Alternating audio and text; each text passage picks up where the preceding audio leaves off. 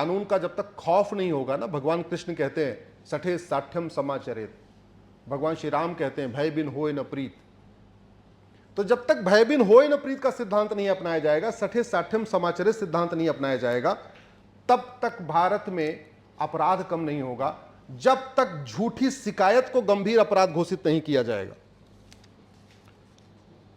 जब तक झूठा एफआईआर दर्ज कराने को गंभीर अपराध घोषित नहीं किया जाएगा, झूठी गवाही देने पे गंभीर दंड का प्रावधान नहीं होगा, पुलिस के द्वारा झूठी जांच करने पे गंभीर अपराध नहीं होगा, जब तक झूठी वसीयत बनवाने को गंभीर अपराध डिक्लेयर नहीं किया जाएगा, झूठे कॉन्ट्रैक्ट बनाने को गंभीर अपराध घोषित नहीं किया जाएगा, जब तक झूठा हलफनामा देना गंभीर अपराध नहीं होगा, जिसको अंग्रेजी में कह सकते हैं परजरी।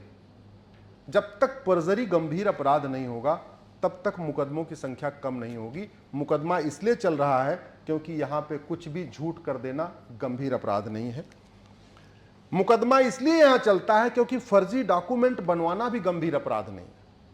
आप फर्जी आधार बनवा लीजिए, आप फर्जी राशन कार्ड बनवा लीजिए, फर्जी जन्म प्रमाण पत्र बनवा लीजिए, फर्जी डोमिसाइल सर्टिफिकेट बनवा लीजिए, फर्जी वोटर आईडी बनवा लीजिए, फर्जी मार्कशीट बनवा लीजिए, फर्जी जाति प्रमाण पत्र बनवा लीजिए, फर्जी जो है अपना विकलांग सर्टिफिकेट बनवा लीजिए, फर्जी, ये इसमें कुछ भी नॉन बेलेबल नहीं है, कुछ भी नॉन कंपाउंडेबल नहीं है, कुछ भी सीरियस ऑफेंस नहीं है। और नतीजा आजकल आप पेपर में देख रहे होंगे, एक पूजा नाम की महिला जो आईएएस बन गई है, फर्जी इनकम सर्टिफिकेट बनवा के और फर्जी हेल्थ सर्टिफिकेट बनवा के वो बिल्कुल फिट है और विकलांग सर्टिफिकेट बनवा लिया।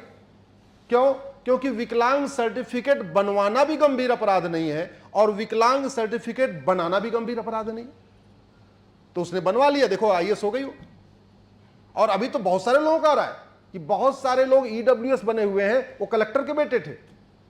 अभी एक ट्विटर हैंडल है खुरपेच, हाँ खुरपेच, आप लोग देखिएगा, खुरपेच एक ट्विटर हैंडल है, मैं उसको देख रहा था, उसने कम से कम 100 आईएएस ऑफिसर को एक्सपोज किया है। इस पर गंभीरता के साथ चिंतन होना चाहिए।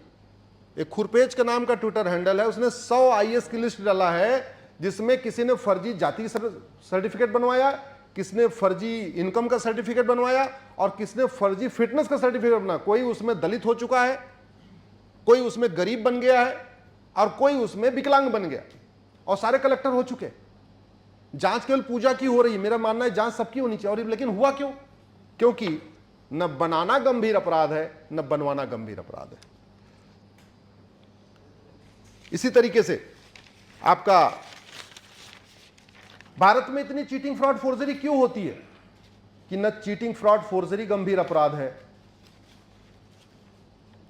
न उनकी मदद करना गंभीर अपराध है। इसलिए मेरा ये मानना है, चीटिंग, फ्रॉड, फोर्जरी, फॉल्सिफिकेशन